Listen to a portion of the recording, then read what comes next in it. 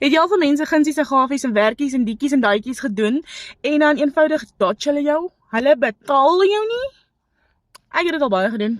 En dit vat nogal in 'n ou, want ek bedoel, jy doen dit die goedheid van jou hart, want jy's in 'n beter finansiële posisie as daai ou. Jy doen vir hom 'n guns en dan betaal hy jou net eenvoudig nie. Alhoewel jy weet dit gaan nou verseker beter met daai persoon.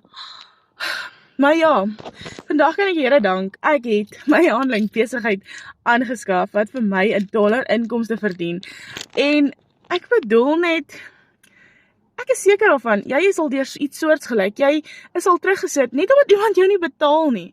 Maar my mens, jy kan actually vir jouself begin werk, jy kan vir jou tweede inkomste skep, van die huis af. As ek dit kan regkry, kan jy ook. Hier sit ek, dis damn warm, en ek dink, Jessie, kom ek deel net gou hierdie met julle. Nou kry ek van die mense wat vir my sê, jy weet nou, ek kan nie op die kamera verskyn nie, wat. Ek kon ookie. Gaan kyk my video so van 11 maande terug, kyk hoe ek begin, maar ek het die keuse gemaak om myself op te werk. Waar wil is 'n weg. Op die einde van die dag is dit nie jou vyand wat jou skuld gaan betaal nie, dis jouself. Dis jouself wat op die tafel sit.